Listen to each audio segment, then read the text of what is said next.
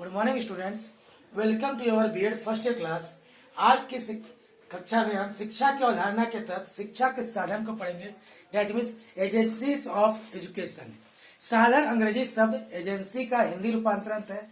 Agency का अर्थ है agent का कार्य या एजेंट से हमारा अभिप्राय उस व्यक्ति या वस्तु से होता है जो कोई कार्य करता है या प्रभाव डालता है। समझ में आ रहा है?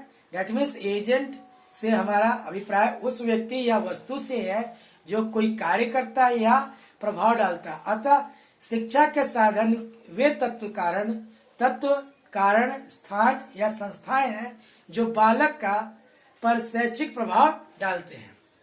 कंफर्म हो गया? जो कि क्या कर सकते हैं, एक तरह से एलिमेंट्स है, फैक्टर्स हैं और स्थान है और संस्थाएं हैं जो कि बालक के सर्वांगीण विकास शैक्षिक विकास पर प्रभाव डालते हैं। शिक्षा के साधनों के अर्थ को स्पष्ट करते हुए बी.डी. भाटिया ने कहा है, समाज ने शिक्षा के कार्यों को करने के लिए अनेक विशिष्ट संस्थाओं का विकास किया है। इन्हीं संस्थाओं को शिक्षा के साधन कहा जाता है। According to B D. Bhatia, society has developed a number of specified institutions to carry out the functions of education. These institutions are known as the agencies of education. शिक्षा के साधनों का वर्गीकरण, classification of the agencies of education.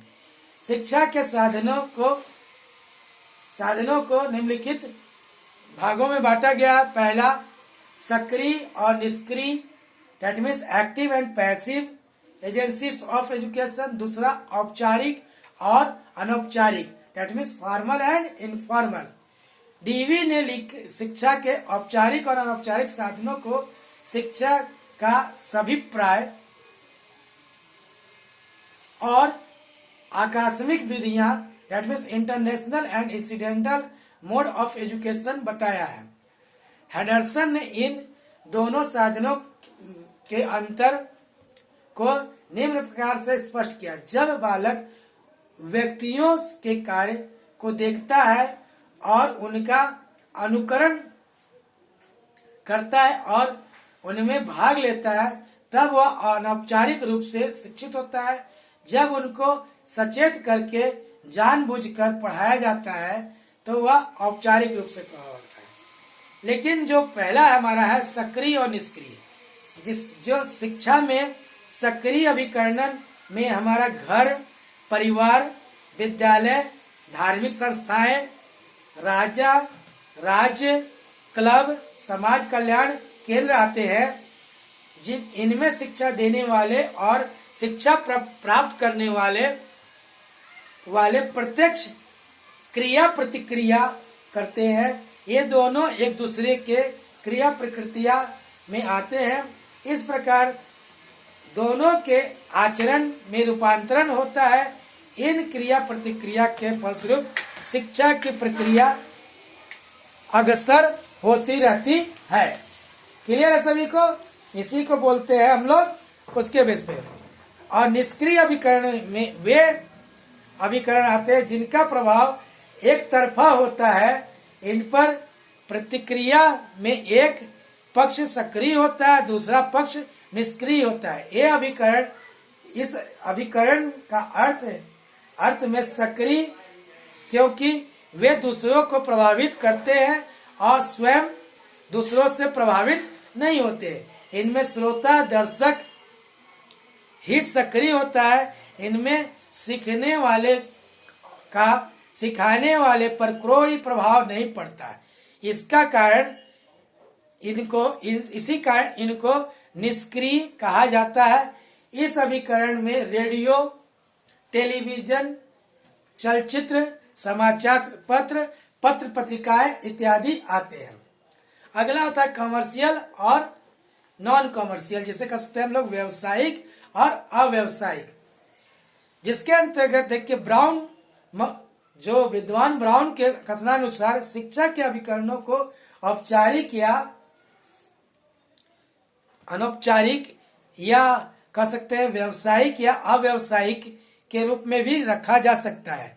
व्यावसायिक का अर्थात इनमें शैक्षिक कार्यक्रम निश्चित दृष्टिकोण के में आयोजित किए जाते हैं। इनमें प्रेस, रेडियो, टेलीविजन, फिल्म, पत्र पत्रिकाएं आदि आते हैं। स्थान पर अव्यावसायिक अभिकरणों के जैसे ना तो व्यावसायिक होता है ना तो ही वो शिक्षा के लिए आयोजित किया जाता है। इनका उद्देश्य समाज हित हो और समाज सेवा से जुड़ा होता है, जिसमें सेवा क्लब, समाज कल्याण केंद्र, प्रौढ़ शिक्षा केंद्र, स्काउटिंग, गर्ल्स स्काउट गाइड संगठन इत्यादि होते हैं।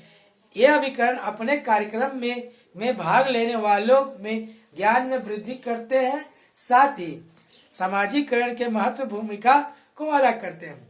लास्टली जो हमारा है औपचारिक और अनौपचारिक। औपचारिक और अनौपचारिक कैटेगराइज में हम कह सकते हैं एक निश्चित योजना के अनुसार इनका प्रत्येक बालक के आचरण को रूपांतरित करने के लिए किया जाता है, उसी को औपचारिक कहते हैं। इसके निश्चित नियम होते हैं और इनकी देखभाल विशिष्ट व्यक्तियों द्वारा की जाती है। जॉन डीवी के अनुसार औपचारिक अभिकरण शिक्षा के सभी प्राय विधियां हैं। इसके अंतर्गत महत्वपूर्ण से महत्वपूर्ण बातों को स्थान दिया जाता है। शिक्षा के औपचारिक और अविधिक या सहज अभिकरण का विकास स्वाभाविक रूप से होता है। इसकी ना तो कोई निश्चित योजना होती है ना कोई निश्चित नियम होते हैं। ये सभी वे बालक के आचरण का रूपांतरण करते हैं और रूपांतरण की प्रक्रिया अज्ञात, अप्रत्यक्ष, सहज, आकस्मिक रूप से होती है। इसके अंतर्गत परिवार, धर्म, समाज, राज्य, खेलकूद, रेडियो, समाचार पत्र, दल, गुट, युवक समूह सभी आते हैं। अनौपचारिक साधनों का प्रभाव बहुत गहरा और व्यापक होता है। ये चरित्र और मस्तिष्क दोनों पे प्रभाव डालते हैं, प्रत्येक पहलू को प्रभावित करते हैं। ये अनजाने ही आदतों, व्यवहारों, रुचियों और दृष्टिकोणों का निर्माण करते हैं। वे ये बाहरी दबाव का प्रयोग करके बालक की स्वतंत्रता पर अंकुश नहीं लगाते।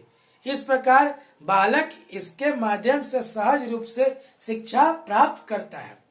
अभी जो हम लोगों ने पढ़ा 3 एजेंसियां पढ़ा।